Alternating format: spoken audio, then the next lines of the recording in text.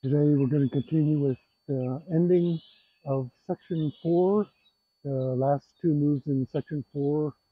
By this time, you're pretty acquainted with a lot of staff moves, but in this lesson, we learn two more unique moves that you haven't seen before.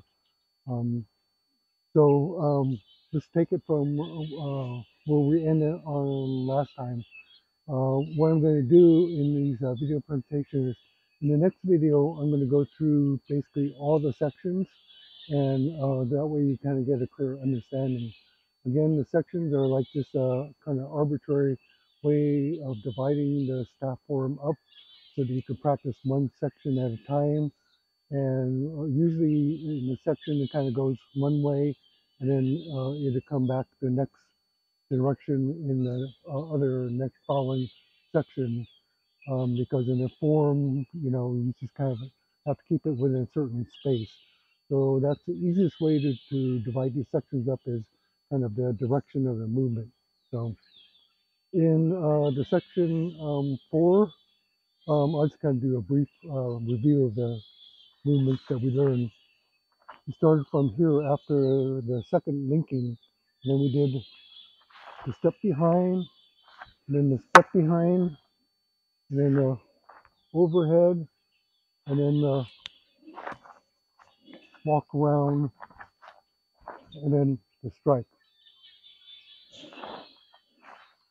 So we're going to take it from there, that movement here. So we're going to take it from this last strike that we did. The next move, you're going to do an uppercut and step forward with the right foot. Again, from here, step forward, uppercut. And I'll do it from here too. Here, step forward, uppercut. So you notice that on the uppercut on this one, it stops on the shoulder, just like on, you have these horizontal strikes that ends like that. And we did uppercut where it ended up in this hitting the shoulder as well. And so from here, when you come back, you're going to come overhead with that receding part of the staff. And you're going to be underneath the staff. So this is kind of unusual because we haven't been in this position before. We come underneath, and it ends up coming down on top of the shoulder like that. So again, from the direction that the form is performed in, forward strike, and then step forward. And again, this is like forward strike, and this is going to be like in a straight line, no diagonal. Forward strike, uppercut. Forward strike, uppercut. So I do it on this direction. The forward strike, unwind, and then uppercut. You have to remember to do the slide here as you do the uppercut. Unwind, strike, slide, uppercut. So your body is facing pretty much straight forward, a little bit of turn to the left so you can get that sliding motion. So again, the power of the unwinding for the strike. And then from here, step, wait for your step for the strike, because the strike is faster than your step. So if you start to undo this too soon, then you kind of lose some of the power. So always you want to have your stepping en route, and then have that step kind of finish before the finish of the strike. Okay, so that's going to be the first move in this lesson. Unwind, strike, then step forward, strike. Okay, so from here, this is kind of really unusual move. You're going to step together and raise the staff. It's like a block here. Okay, so as you do this vertical staff here, you're going to turn, lower the staff, and strike behind. So the staff comes behind the body for the stop.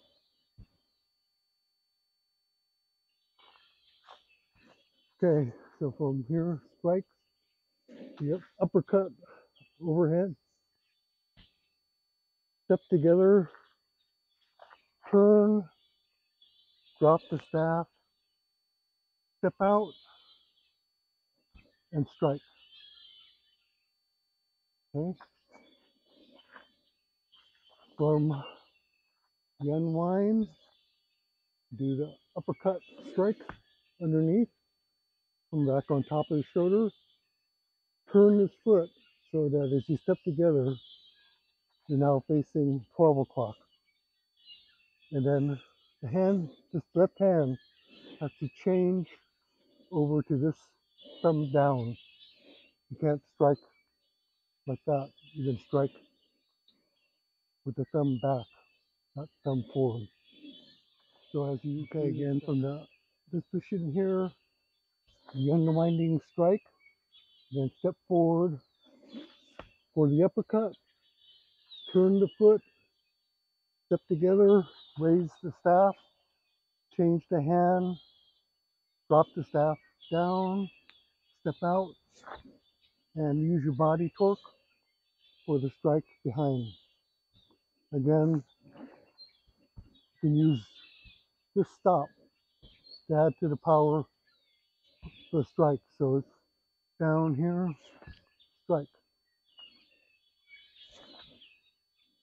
So we're going to break this down, that strike, because I think the uppercut will be the easy move, but then in this next move, we're going to kind of work a little bit more on this second move. So again, from the unwinding, just simply step forward, wait for your step, and then uppercut strike. Okay, from here, turn the foot, raise the staff, change the hand, drop down the staff to about waist level as you strike. When you finish the strike, your foot wants to turn fairly forward so that you have more space. If you keep your foot like this, it's going to be hard to get that forward strike. You want that strike out. I turn my foot out a little bit. Then you have to be perfectly straight, but kind of turn. And the waist rotation creates the power for the strike, as well as pulling in on that stop will add to the momentum of the strike here. Again, pay attention to the fact that I changed the hand position and ended the strike. So here, when it dropped down, do not go from here directly to the strike in a diagonal. When it drop the staff down, unwind and strike. So we're going to have this little exercise coming up to help you work on this particular move. And you notice that as I drop this and then I step, then that goes to that concept of pre-power, where you kind of find that moment where you can kind of almost like wind up for the power. So one more time, and then within the Dalu, the two moves, and I'm going to show you the second move, how you can practice that as an individual move just by itself. So again, from the last lesson, the unwinding strike. And the uppercut, straight forward. This is in the straight line. Straight line.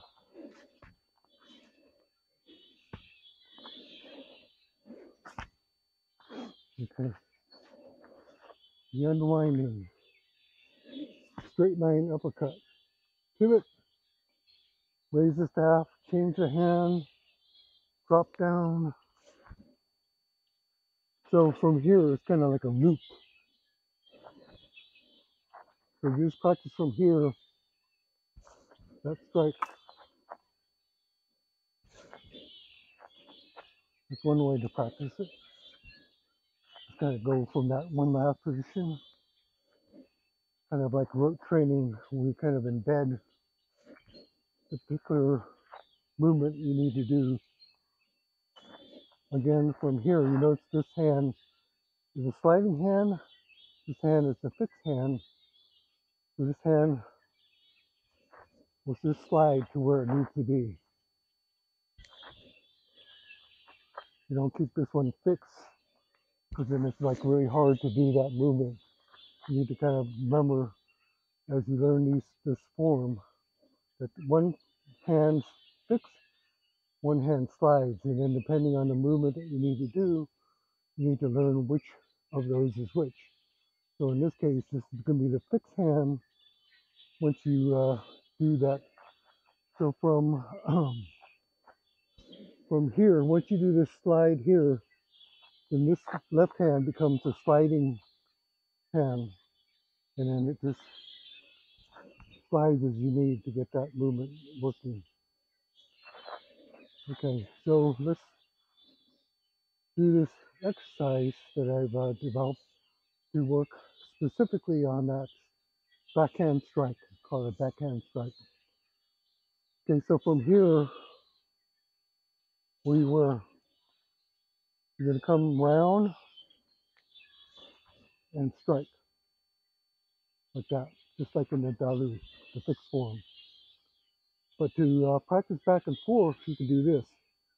You do kind of a spin, up, step together, drop down, and strike on this side. Spin, step together, strike on the left.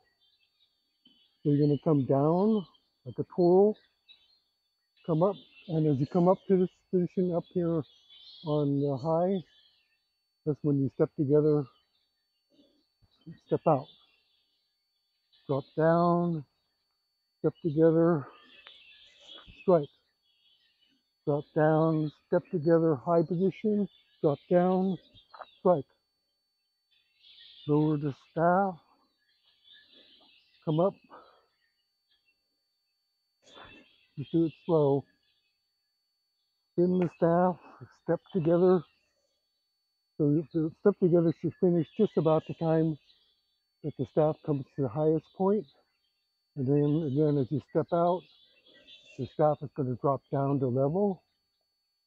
And then twist and strike, backhand strike.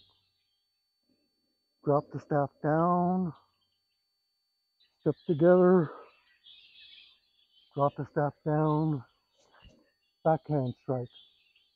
So you can just do this back and forth, but you have to get the timing right. So the staff is going to come drop down, and then as it do that continuous spin, it's going to come together about here. And then as the staff drops down, you're going to begin this step, and then the low strike out. You have backhand strike. Drop down, continue to spin up, step together, step, strike. Drop down, step together as it comes to the top, drop down the staff, begin your step, backhand strike. Drop down, step together as the staff comes to the top, drop the staff down, begin your step out, strike. And then once you get proficient at this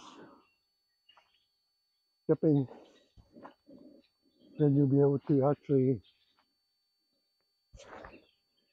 get more fluid with it.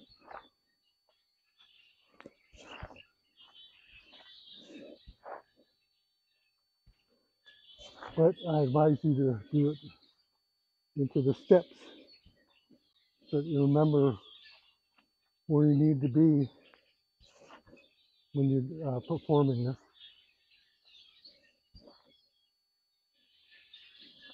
So that's an exercise that you can use to practice that second move in the dalu. In the dalu, you don't do this back and forth. This is a separate exercise so we can practice that concept, because if we move into free form, this move would become important in the transitions and doing to change of direction and all that. So it's a pretty unique strike. Um, Talking about the function of the strikes, and this is an uppercut strike. In this portion here, we're in the vertical, like your staff is coming, you can block, trap the staff, and strike. So that's like a example of the functional part. Although Sifu didn't like what we call kind of twirling or spinning, like you see a lot of people do in a lot of staff forms. Just to change the direction, the staff has to do this, some sort of movement like a spin or a twirl, and that's fine for because it has function in it, rather than just kind of fancy twirling for its own use. So this is one of the few times actually within Master Kuo Lien Ying staff form that you see this kind of spinning action. As we go into freeform, you see us doing more of that kind of motion just for change direction and blocking. But even within any kind of spinning, this could be like a block and then an overhead strike. So it's not that twirling or spinning is bad, but you have to remember the function of each portion of that movement, to remember that there's use in that actually, rather than just doing it as a fancy twirl. So in this case here, when we're doing this, the staff is kind of moving in a loop as it comes around. So okay, that's up to the end of section 4, and in the next video we'll do kind of a comprehensive review of each of the sections, and then we'll pay attention more to the rhythm that we're going to go into. Kind of there's a certain flow in the staff form, so we'll go into that more. Okay, thank you.